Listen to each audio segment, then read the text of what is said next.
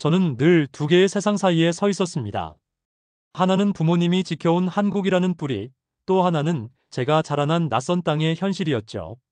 두 세계는 서로 멀리 떨어져 있는 듯했지만 제 안에서는 언제나 부딪히고 있었습니다.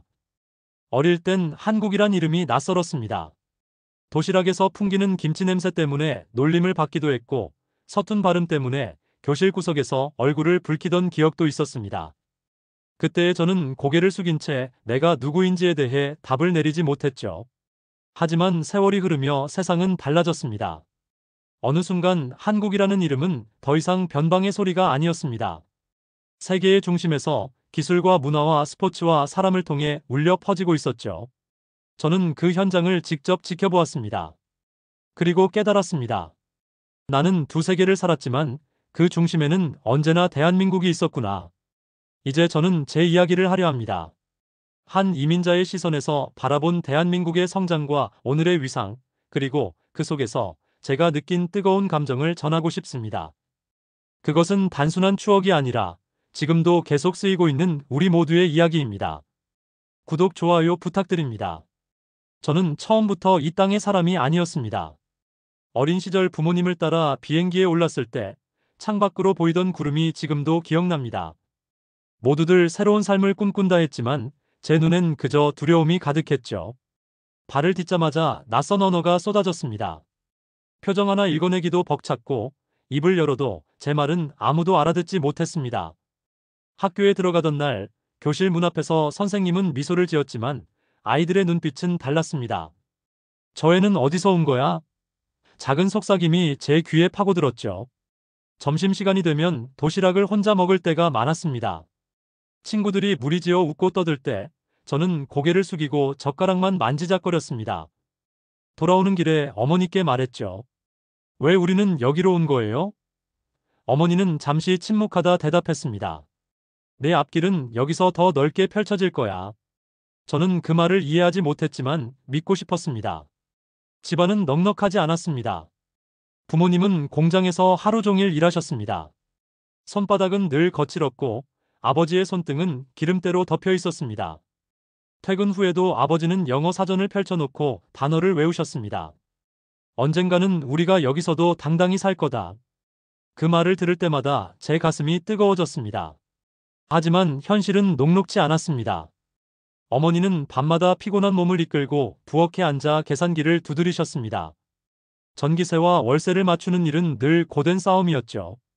그러던 어느 날 저는 우연히 도서관에서 잡지를 보았습니다. 거기에는 한국전자산업, 세계로 나아가다라는 제목이 적혀 있었습니다. 반도체라는 낯선 단어가 제 눈앞에 놓여 있었죠. 저는 페이지를 넘기며 사진을 바라봤습니다. 하얀 작업복을 입은 사람들이 깨끗한 공간에서 웨이퍼를 들여다보고 있었습니다. 이게 정말 한국에서 가능한 일이야? 제 안에서 뭔가가 요동쳤습니다. 지금은 작은 이민자의 아들일 뿐이지만 언젠가는 나도 저 세계와 연결될 수 있지 않을까 하는 희망이 피어올랐죠. 학교에서도 저는 조금씩 달라지기 시작했습니다. 친구들이 놀려도 꾹 참고 공부를 이어갔습니다. 교과서 속 단어가 머리에 박히지 않아 책상에 머리를 박고 울던 날도 있었지만 포기할 수는 없었습니다. 저는 늘 아버지의 굳은 손을 떠올렸습니다. 우린 여기서 버텨야 한다. 그 목소리가 제 귓가를 울렸습니다. 시간이 흐르며 저는 제 정체성에 대해 더 깊이 고민했습니다. 교실에서 친구들은 제 이름을 서툴게 발음했습니다. 발음을 교정해 주려다 결국 웃음거리가 된 적도 있었습니다. 그때마다 제 안에 작은 목소리가 물었습니다. 나는 한국 사람일까? 아니면 이 나라 사람일까? 대답을 찾을 수는 없었지만 분명한 건 저는 두 세계를 동시에 살아가고 있다는 사실이었습니다. 아버지가 어느 날 제게 말했습니다. 너는 언젠가 우리가 못 본 세상을 보게 될 거다.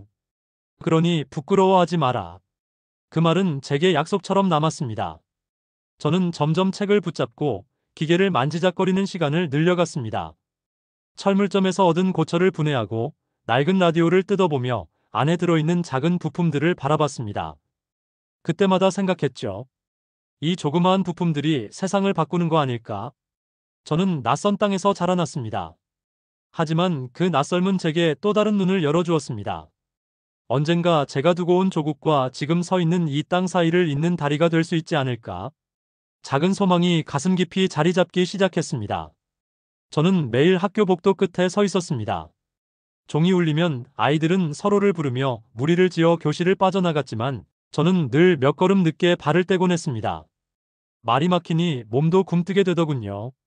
영어 단어가 입안에서 맴돌다가 흩어지고 결국 아무 말도 못한 채 자리에 앉아야 했습니다. 선생님이 칠판에 적은 글자를 바라볼 때마다 제 눈은 따라가지만 귀는 멀어진 듯 했습니다. 아이들이 손을 번쩍 들고 대답하는 동안 저는 연필을 꽉 쥔 채 아무 소리도 내지 못했죠. 집에 돌아오면 어머니가 물으셨습니다. 오늘은 어땠니? 저는 대답을 망설이다 결국 고개만 끄덕였습니다. 그 침묵 속에서 어머니는 제 마음을 읽은 듯 한숨을 쉬셨습니다. 언어의 벽은 단순히 단어 몇 개가 모자란 게 아니었습니다. 그 벽은 친구들과 저 사이에 두꺼운 유리창처럼 서 있었죠. 아이들이 장난을 치며 웃을 때 저는 그 웃음을 따라 웃었지만 진심으로 끼어들 수는 없었습니다. 점심시간에 누군가 제 도시락을 힐끗 보며 말했습니다. 저건 뭐야? 김치 냄새가 퍼지는 순간 교실에 웃음이 번졌습니다. 얼굴이 화끈거렸습니다. 도시락 뚜껑을 닫으며 속으로 다짐했습니다. 내일은 샌드위치를 싸달라고 해야지. 하지만 집에 돌아가 그 말을 꺼내지 못했습니다. 부모님이 어떻게 힘들게 장을 보는지 저는 알고 있었거든요. 밤마다 저는 사전을 펼쳤습니다. 낯선 단어들을 노트에 옮겨 적고 입으로 중얼거렸습니다. 하지만 발음이 꼬일 때마다 절망감이 밀려왔습니다.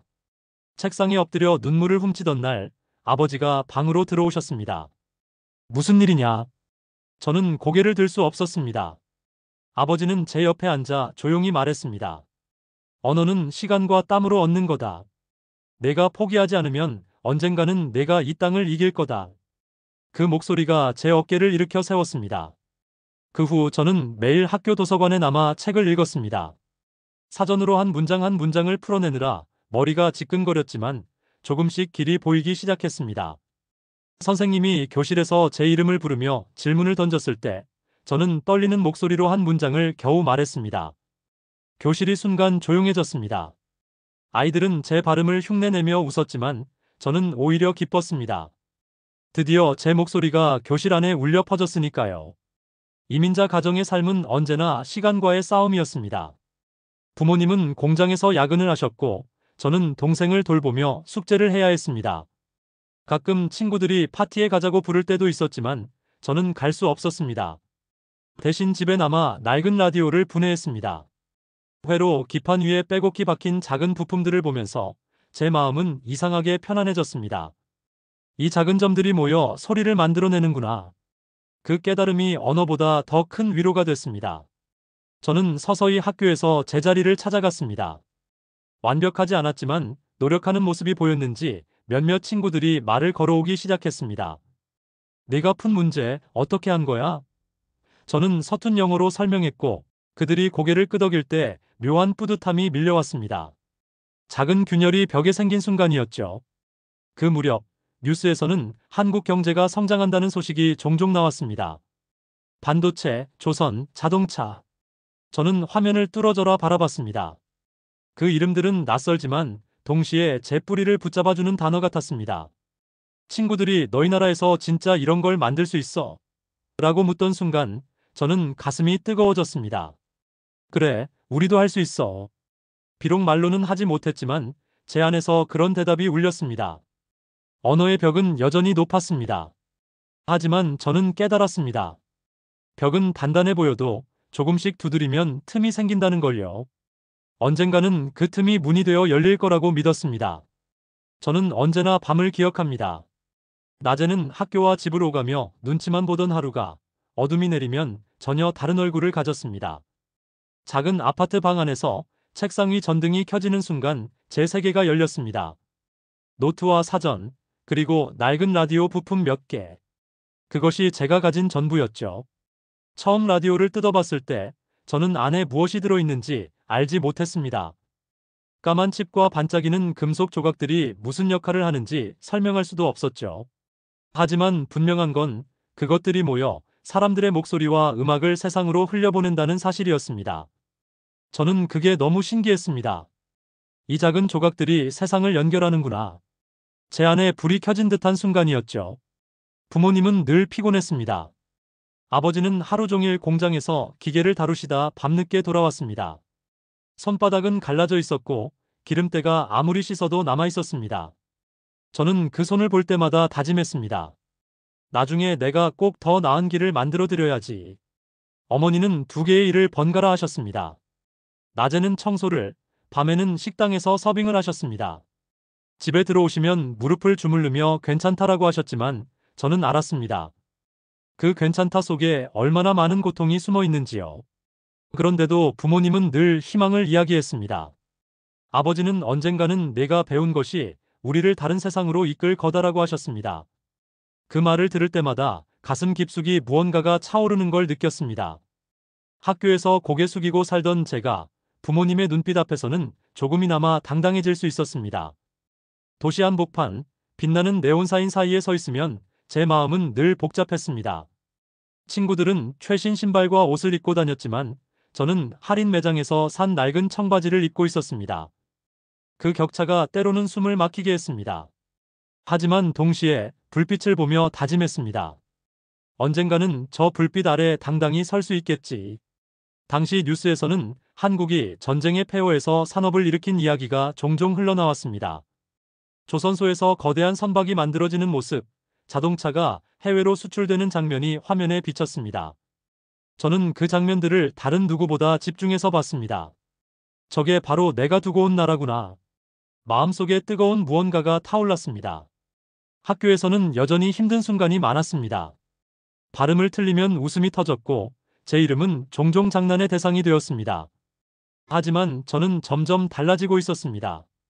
그 웃음을 이겨내는 법을 배우고 있었죠. 대답을 틀려도 포기하지 않고 손을 다시 들었습니다. 그리고 서툰 말로라도 제 의견을 전했습니다. 아이들의 반응은 여전히 차가웠지만 제 마음속 작은 불빛은 꺼지지 않았습니다. 어느 날 과학 수업에서 선생님이 반도체에 대해 설명했습니다. 이 작은 칩이 앞으로 세상을 바꿀 겁니다. 그 말이 제 귀에 강하게 박혔습니다. 저는 수업이 끝나자마자 교과서를 붙잡고 그 부분을 다시 읽었습니다. 페이지 위의 단어들은 낯설었지만 이상하게도 친근하게 느껴졌습니다. 마치 제 운명이 그 안에 숨어 있는 것 같았죠. 집에 돌아오자마자 아버지께 물었습니다. 아버지, 반도체가 뭐예요? 아버지는 잠시 생각하시더니 웃으셨습니다. 나는 잘 모른다. 하지만 네가 알게 된다면 그게 우리 모두를 바꿀 수도 있겠지. 그 말이 제 마음을 깊이 흔들었습니다. 저는 그날부터 반도체라는 단어를 공책에 여러 번 적었습니다. 그리고 스스로에게 약속했습니다. 언젠가는 내가 이걸 알아내고 이걸로 길을 열 거야. 불빛은 언제나 작았습니다. 하지만 그 불빛이 제게는 세상을 비추는 등불 같았습니다. 언어의 벽도 차별의 시선도 그 불빛을 꺼뜨리진 못했습니다. 저는 확신했습니다. 언젠가 이 작은 불빛이 제 인생 전체를 밝히게 될 거라고요. 저는 처음으로 제 힘으로 무언가를 이뤄보고 싶었습니다. 언어의 벽을 조금씩 넘고 있었지만 여전히 마음 한구석은 허전했죠. 내가 진짜 잘하는 건 뭘까? 그 물음이 밤마다 머릿속을 맴돌았습니다. 과학 경진대회 공지가 붙었을 때 제 눈은 자연스럽게 멈췄습니다. 주제는 자유. 저는 망설임 없이 참여 신청을 했습니다. 제 생각은 단순했습니다. 라디오를 듣고 조립한 경험을 살려 뭔가를 만들어 보자. 하지만 막상 준비를 시작하자 어디서부터 손떼야 할지 몰랐습니다. 교재에는 기초회로 그림만 덩그러니 그려져 있었고 실제로 부품을 사려면 돈이 필요했습니다. 아버지께 조심스럽게 말했죠. 부품을 좀 사야 하는데요. 아버지는 잠시 눈을 감았다가 말씀하셨습니다. 네가 원한다면 해보자. 대신 끝까지 해내야 한다. 저는 작은 부품 상자를 들고 집에 돌아왔습니다. 반짝이는 트랜지스터와 저항, 전선 몇 가닥. 그것들이 제게는 보물이었습니다. 방 한켠에 앉아 납땜 인두를 들고 회로를 이어붙였죠. 손끝은 덜덜 떨렸고 납땜 냄새가 코를 찔렀습니다. 몇 시간을 붙잡아도 불이 들어오지 않았습니다. 다시 분해하고 또 조립했습니다. 눈은 충혈됐지만 포기할 수 없었습니다. 이건 내가 반드시 해내야 해. 드디어 작은 전구가 반짝 켜지는 순간이 왔습니다. 가슴이 터질 듯 뛰었습니다. 저는 소리쳤습니다. 됐다. 어머니가 부엌에서 달려와 놀란 눈으로 저를 바라봤습니다. 불이 켜졌구나. 저는 웃으며 대답했습니다. 네, 제가 만든 거예요. 그날 밤, 제 방은 작은 전구 하나로 세상에서 가장 밝은 공간이었습니다. 하지만 대회는 제 기대와 달랐습니다. 현장에 도착하니 다른 학생들은 최신 장비와 세련된 발표 자료를 준비해 왔습니다. 제 초라한 회로파는 그들 앞에서 금세 빛을 잃었습니다. 발표가 끝나고 심사위원은 고개를 끄덕이지 않았습니다. 결과는 낙방.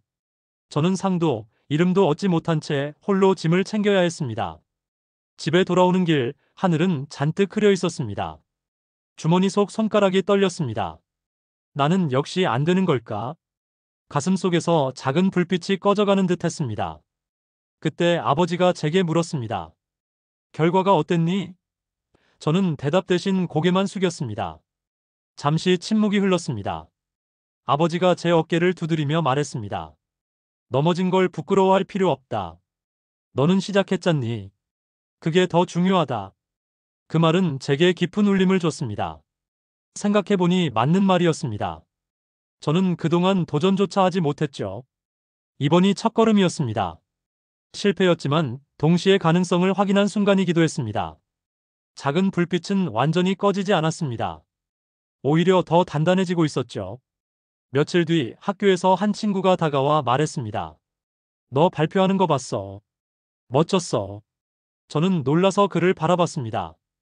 칭찬에 익숙하지 않았던 탓에 얼굴이 붉어졌습니다. 그는 웃으며 말했습니다. 넌 다르더라. 우리랑 다른 눈을 가지고 있어. 그 말이 제 마음속 깊이 스며들었습니다. 누군가가 제 노력을 알아준 것, 그것만으로도 충분히 위로가 됐습니다. 저는 다시 책을 펼쳤습니다. 이번에는 실패가 두렵지 않았습니다. 실패는 오히려 또 다른 길을 알려주는 신호 같았습니다. 라디오 속 작은 부품들이 모여 음악을 만들어내듯 제 실패와 도전도 언젠가 제 인생의 음악이 될 거라고 믿었습니다. 그날 밤, 저는 창문을 열고 하늘을 바라봤습니다. 흐렸던 하늘 사이로 별 하나가 반짝이고 있었습니다. 그 별빛은 제게 말하는 듯 했습니다. 넘어져도 괜찮아. 다시 일어서면 돼. 저는 속으로 대답했습니다. 그래, 나는 멈추지 않을 거야. 제가 이민을 오고 나서 가장 오래도록 제 마음을 짓누른 건 어디에도 완전히 속하지 못한다는 감각이었습니다. 학교에서는 미국식 발음을 따라하려 애썼지만 집에 오면 한국어가 입 밖으로 먼저 튀어나왔습니다.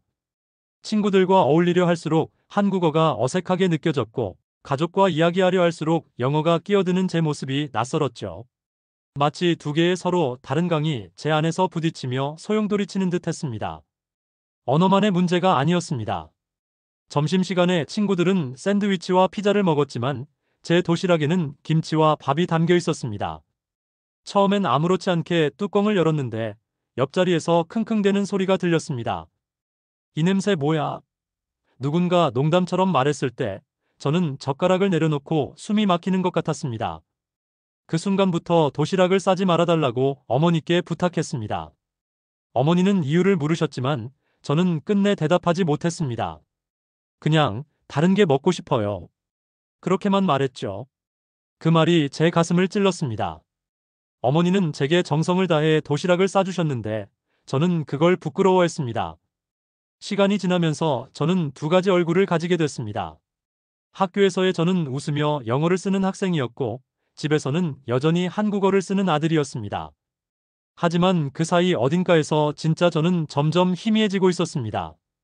어느 날 국어 시간에 선생님이 제게 물었습니다. 내 이름은 어떻게 발음하니? 제 이름은 미국식으로 발음하면 부드럽게 바뀌었지만 한국식 발음은 조금 굳세고 낯설게 들렸습니다. 저는 잠시 머뭇거리다가 미국식 발음을 택했습니다. 친구들이 제 이름을 쉽게 부를 수 있도록 한 거였지만 마음 한쪽이 쿡 하고 아팠습니다. 나는 내 이름마저 버리고 있는 걸까? 그날 집에 돌아와 아버지께 말씀드렸습니다. 학교에서는 이름을 다르게 불러요. 아버지는 제 눈을 똑바로 바라보셨습니다. 이름은 내 뿌리다. 쉽게 버릴 게 아니다. 저는 그 말을 들으며 눈을 돌렸습니다. 버린 건 아니지만 어쩔 수 없는 선택이라고 변명하고 싶었죠. 하지만 제 안에서 뭔가 무너지고 있었습니다. 점점 저는 질문을 피할 수 없게 됐습니다. 나는 누구인가? 친구들 사이에서는 완전히 미국인도 아니고 집에서는 완전히 한국인도 아니었습니다. 그 중간에 서 있는 제 모습은 마치 경계에 갇힌 그림자 같았죠. 정체성은 저를 혼란스럽게 만들었고 때로는 화가 나기도 했습니다. 그러던 어느 날 학교 역사 시간에 한국 전쟁 이야기가 나왔습니다. 선생님은 간단히 개요만 설명했고 대부분의 학생들은 관심 없어 했습니다. 하지만 제 귀는 번쩍 열렸습니다. 저건 내 가족의 이야기인데. 수업이 끝나고 저는 교탁 앞으로 다가가 물었습니다. 선생님, 한국 전쟁에 대해 더 알려주실 수 있나요? 선생님은 잠시 놀라더니 미소를 지으며 책 몇 권을 추천해 주셨습니다. 그날 이후 저는 도서관을 파고들었습니다. 책장을 넘길수록 제가 잊고 있던 제 뿌리가 살아났습니다. 전쟁 속에서 살아남은 조부모 세대, 산업화 속에서 흘린 부모님의 땀, 그리고 낯선 땅으로 이주한 우리의 발자취. 그 모든 이야기가 저와 연결되어 있었습니다. 나는 단순히 두 세계 사이에 낀 존재가 아니구나. 나는 두 세계를 동시에 이어가는 다리일 수도 있겠다. 깨달음이 찾아오자 마음속 무게가 조금 가벼워졌습니다. 물론 여전히 쉽지 않았습니다. 친구들 앞에서 김치를 꺼내 먹을 용기는 나지 않았고 이름을 당당히 한국식으로 발음하지도 못했습니다. 하지만 달라진 게 있었습니다. 이제는 제 안의 갈등을 부끄럽게 여기지 않았습니다. 오히려 그것이 제 힘이 될 수 있다는 걸 알았으니까요. 밤에 책상 앞에 앉아 공부하다가 문득 창밖을 바라봤습니다. 두 개의 언어, 두 개의 문화가 제 안에서 싸우는 게 아니라 함께 숨쉬고 있다는 걸 조금은 느낄 수 있었습니다. 별빛은 여전히 멀리 있었지만 그 빛이 두 길을 하나로 이어주는 다리처럼 보였죠. 저는 조용히 속삭였습니다. 나는 둘 중 하나를 선택할 필요가 없어. 나는 두 세계를 함께 품고 살아갈 거야. 저는 늘 부족하다고만 느끼며 지냈습니다. 언어도 완벽하지 않았고 정체성도 불분명했습니다. 그런 제가 처음으로 세상 앞에 내놓은 성과는 예상보다 작은 것이었지만 제 삶을 바꾸기에 충분했죠. 학교 과학부에서 로봇 경진 대회를 연다는 소식을 들었습니다. 전년도 대회는 구경만 했는데 이번에는 직접 참가하고 싶었습니다. 그러나 두려움이 앞섰습니다. 또 실패하면 어쩌지? 머릿속에서 지난번 경진대회 낙방 장면이 자꾸 떠올랐습니다. 하지만 이번엔 달랐습니다.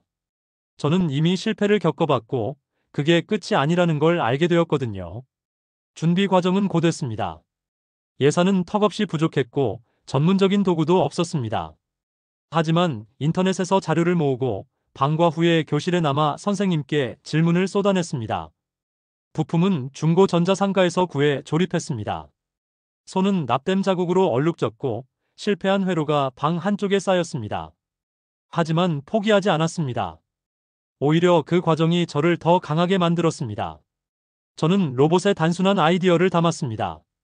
장애물을 감지하면 멈추고 다른 경로를 찾는 작은 기능이었죠. 다른 참가자들은 훨씬 더 크고 세련된 로봇을 준비했지만 제게는 그 작은 움직임이 세상 전부처럼 소중했습니다. 대회 날 저는 손에 땀을 쥐고 무대에 올랐습니다. 제 로봇은 처음에는 삐걱거렸지만 곧 장애물을 만나더니 방향을 바꿔 앞으로 나아갔습니다. 저는 숨을 멈춘 채 지켜봤습니다. 한 발, 두 발. 작은 기계가 제 의도를 따라 움직이는 순간 제 가슴은 뜨겁게 뛰었습니다. 관중석에서 박수가 터져 나왔습니다. 결과는 3등. 결코 대단한 순위는 아니었지만 그날의 박수는 제게 세상의 어떤 메달보다 값졌습니다. 무대 아래로 내려오자 한 친구가 다가와 말했습니다. 야, 내 로봇 진짜 멋졌다. 너 아니면 저건 못 만들었을 거야. 그 말에 저는 눈물이 날 뻔했습니다. 누군가 제 노력을 인정해준 순간 지난 실패와 고민들이 눈 녹듯 사라졌습니다. 집에 돌아오니 부모님이 기다리고 계셨습니다. 제가 상장을 내밀자 어머니의 눈가가 붉어졌습니다. 아버지는 짧게 말씀하셨습니다. 잘했다. 이게 시작이다. 그 한마디가 제 인생의 버팀목이 됐습니다. 저는 드디어 누군가에게서, 아니, 제 자신에게서 인정받은 거였습니다. 그날 밤 저는 상장을 책상 위에 올려두고 오래 바라봤습니다. 얇은 종이 한 장이었지만 제게는 두세 개 사이에서 흔들리던 마음을 붙잡아준 닻이었습니다. 나도 할 수 있구나. 그 깨달음이 제 자존감을 살려냈습니다. 작은 성공이었지만 그것은 제게 앞으로 나아갈 힘을 주었습니다. 저는 이제 실패를 두려워하지 않았습니다. 오히려 실패조차 제 발걸음을 앞으로 밀어주는 힘이 될 거라는 걸 알았습니다. 제 안에 두세 개가 서로 부딪히며 갈등을 만드는 게 아니라 힘을 모아 제 길을 열어주는 것처럼 느껴졌습니다. 창밖을 보니 밤하늘이 유난히 밝았습니다. 별빛이 수없이 흩어져 있었죠. 저는 속으로 되뇌었습니다. 나는 더 멀리 갈 수 있다. 더 큰 세상으로 나아갈 수 있다. 작은 성공은 끝이 아니라 시작이었습니다. 작은 성공의 기쁨이 가라앉고 나자 제 마음속에는 또 다른 물음이 고개를 들었습니다. 내가 이렇게 도전할 수 있었던 건 과연 누구 덕분일까? 그 답은 멀리 있지 않았습니다. 늘 곁에서 묵묵히 버텨온 부모님이었죠. 아버지는 새벽마다 집을 나서셨습니다. 낡은 차를 몰고 먼 거리를 달려가 힘든 일을 하셨습니다. 퇴근하고 돌아올 때면 어깨가 축 처져 있었고 손바닥에는 굳은 살이 더 두껍게 자리 잡고 있었습니다. 그 손으로 제게 납땜 도구를 건네주며 말씀하셨습니다. 내가 하고 싶은 게 있다면 끝까지 해라. 대신 책임은 져야 한다. 단호한 말이었지만 그 안에는 흔들리지 않는 믿음이 담겨 있었습니다. 어머니 역시 마찬가지였습니다. 언어가 서툴러 장을 볼 때마다 계산대에서 곤란을 겪으셨습니다. 점원이 빠르게 말을 쏟아내면 어머니는 당황한 얼굴로 주머니를 뒤적거리셨죠. 어린 저는 그 옆에서 숨고 싶을 만큼 창피해했습니다. 하지만 지금 돌이켜보면 그 순간조차 가족을 위해 맞서던 어머니의 용기가 담겨 있었던 겁니다. 집안은 넉넉하지 않았습니다. 저는 새 교재나 최신 장비를 바라지도 못했습니다. 하지만 부모님은 늘 방법을 찾아주셨습니다. 중고가게에서 부품을 사주시고 도서관 회원증을 끊어주셨습니다. 돈은 없어도 네가 배울 기회는 놓치면 안 된다. 부모님은 그렇게 말씀하셨습니다. 그 말은 제게 책상 위의 불빛만큼이나 큰 희망이었죠. 저는 종종 거실에서 어머니와 아버지의 대화를 엿들었습니다. 생활비가 빠듯하네. 그래도 아이들 교육만큼은 포기하지 말자. 그 속삭임이 밤마다 제 귀에 스며들었습니다. 어린 마음에도 느껴졌습니다. 내가 무언가를 이루는 순간 그건 곧 부모님의 눈물과 땀의 결실이라는 사실이요. 그러던 어느 날 저는 아버지와 단둘이 산책을 하게 됐습니다. 해가 저물 무렵 거리는 주황빛으로 물들어 있었죠. 저는 조심스럽게 물었습니다. 아버지, 힘들지 않으세요? 아버지는 잠시 발걸음을 멈추더니 웃으셨습니다. 힘들지. 하지만 네가 웃는 걸 보면 다 괜찮아진다. 그 말에 제 가슴이 먹먹해졌습니다. 아버지는 자신의 꿈을 말하지 않으셨습니다. 대신 제 꿈이 곧 아버지의 꿈이 되어 있었던 거죠. 어머니와도 그런 순간이 있었습니다. 과학대회에서 받은 상장을 보여드렸을 때 어머니는 잠시 그것을 손끝으로 쓰다듬으셨습니다. 눈에 눈물이 맺혔지만 환하게 웃으셨습니다. 네가 여기까지 와줘서 고맙다. 저는 그때 처음 깨달았습니다. 제가 상을 받은 게 아니라 부모님이 저를 키워내며 얻은 또 하나의 성취였다는 걸요. 부모님의 희생은 화려한 말로 표현되지 않았습니다. 대신 늘 뒤에서 조용히 지켜주고 밀어주었습니다. 그 덕분에 저는 넘어져도 다시 일어설 수 있었습니다. 어쩌면 제 인생의 가장 큰 성공은 아직 오지 않았지만 부모님의 삶 자체가 이미 제게는 가장 큰 가르침이었습니다. 그날 밤 책상 앞에 앉아 부모님 사진을 꺼내 보았습니다. 젊은 시절 웃고 있는 두 분의 얼굴이 있었습니다. 낯선 땅에서 맞닥뜨린 고생은 그 미소 뒤로 가려져 있었지만 저는 그 무게를 조금은 알 것 같았습니다. 저는 다짐했습니다. 언젠가 반드시 부모님의 희생이 헛되지 않게 하겠다. 창문 너머로 불빛이 희미하게 번지고 있었습니다. 그 불빛은 제겐 부모님의 땀방울 같았습니다. 작고 소박하지만 꺼지지 않는 등불이었죠. 저는 그 불빛을 바라보며 다시 마음속으로 속삭였습니다. 내가 받은 이 빚을 반드시 나의 길에서 갚아내겠다. 작은 성공과 부모님의 희생을 돌아본 뒤 제 안에는 더 이상 흔들림보다는 다짐이 자리 잡기 시작했습니다. 저는 이제 제 앞길을 스스로 선택해야 할 나이에 서 있었고 그 선택이 단순히 저 혼자만의 것이 아니라는 걸 알았습니다. 제 뒷배경에는 부모님의 땀과 눈물이 있었고 저와 같은 길을 걸어갈 수많은 이민자들의 발자취가 겹쳐 있었죠. 저는 종종 거울 앞에 서서 제 얼굴을 오래 들여다보곤 했습니다. 반은 익숙하고 반은 낯선 모습.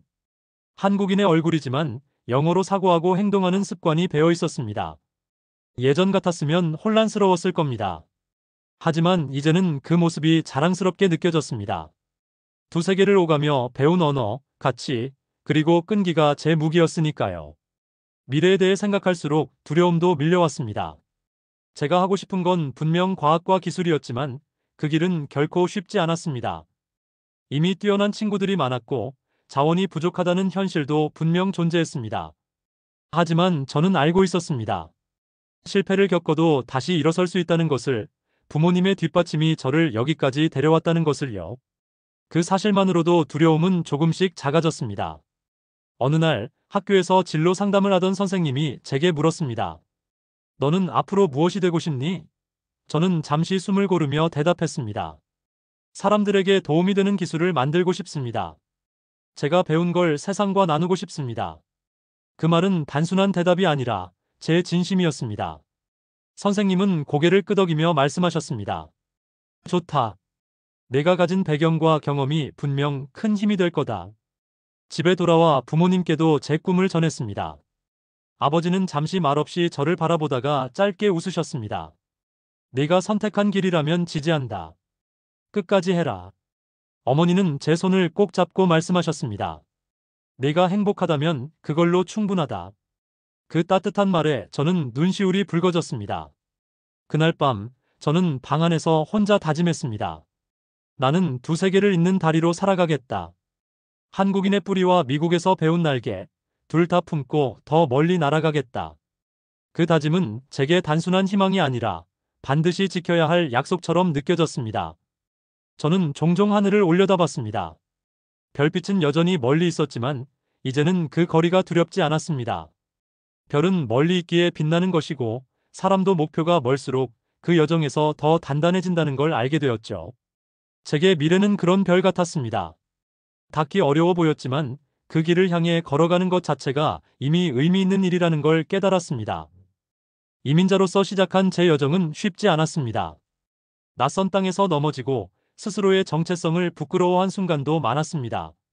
하지만 그 모든 경험은 저를 단단하게 만들었습니다. 실패는 저를 주저앉히지 않았고 오히려 다시 일어설 이유가 되어 주었습니다.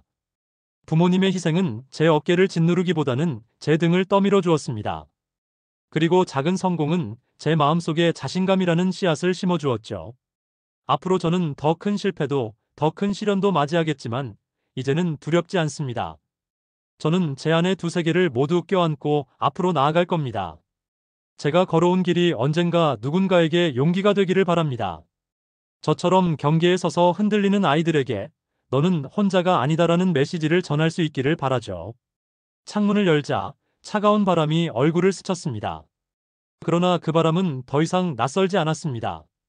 이 땅은 이제 제 집이 되었고 동시에 제 뿌리인 한국 역시 여전히 제 일부였습니다. 두 곳이 저를 키웠고 두 곳 모두가 제 미래를 향해 손을 잡아주고 있었습니다. 저는 그 사실이 무척 자랑스러웠습니다. 저는 조용히 속삭였습니다. 나는 반드시 내 길을 개척할 것이다. 부모님의 희생을 헛되이 하지 않을 것이며 이 두세 개를 잇는 다리로 서겠다. 그 다짐은 제 가슴속 깊이 새겨졌습니다. 이제 시작이었죠. 그리고 그 시작은 누구보다도 뜨겁고 확실했습니다. 시간이 흘러 저는 어느덧 어른이 되었습니다. 그동안 제 마음을 붙잡아온 질문은 언제나 같았습니다. 나는 어디에 속한 사람일까? 하지만 지금은 그 답을 다르게 말할 수 있습니다. 저는 한국인으로 태어나 이민자로 살아왔고 두세 개의 길을 동시에 걸어왔습니다. 그 길 끝에서 다시 바라본 대한민국은 제 가슴을 벅차게 만드는 존재였습니다. 어릴 적만 해도 한국은 먼 나라였습니다. 집에서 부모님이 틀어주시던 한국 드라마, 밥상에 오르던 김치, 그리고 명절마다 들려오던 전화 속 할머니의 목소리. 그것이 제가 가진 한국의 전부였죠. 하지만 지금은 다릅니다. 세상 어디에 서 있든 대한민국의 이름은 당당하게 울려 퍼지고 있었습니다. 스마트폰을 꺼내면 화면 속 절반은 한국 기업의 기술로 가득합니다. 반도체, 디스플레이, 통신 장비.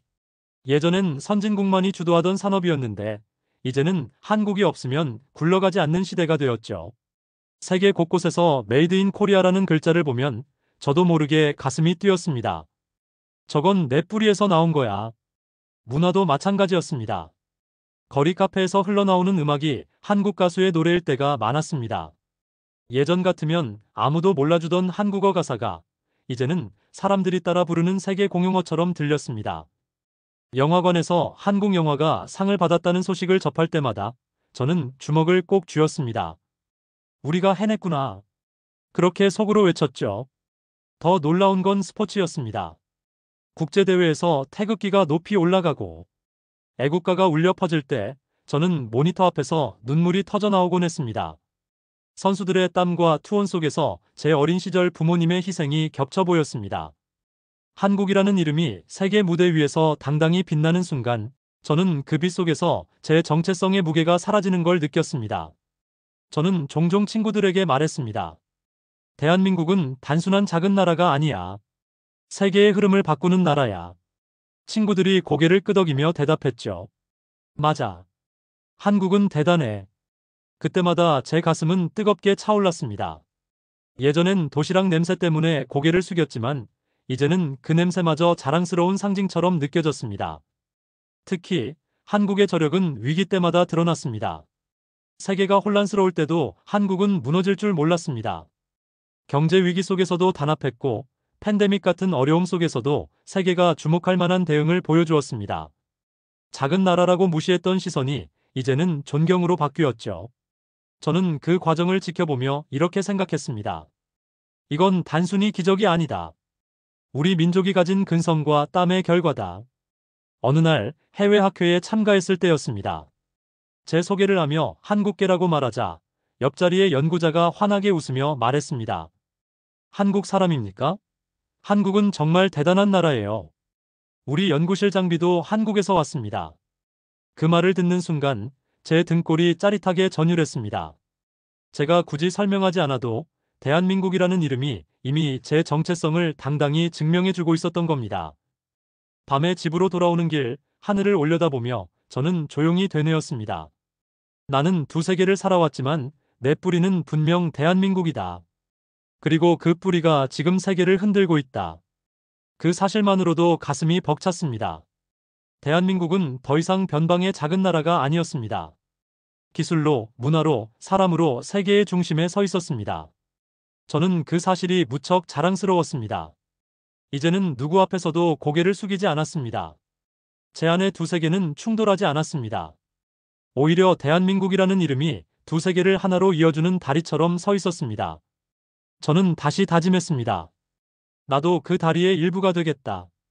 내가 걸어온 길과 부모님이 흘린 땀이 대한민국이라는 이름과 함께 더 큰 세상으로 뻗어나가게 하겠다. 창문 밖으로 태극기가 펄럭이는 모습이 떠올랐습니다.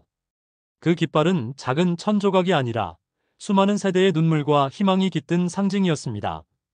그 아래 서 있는 제 자신이 그토록 자랑스러울 수가 없었습니다.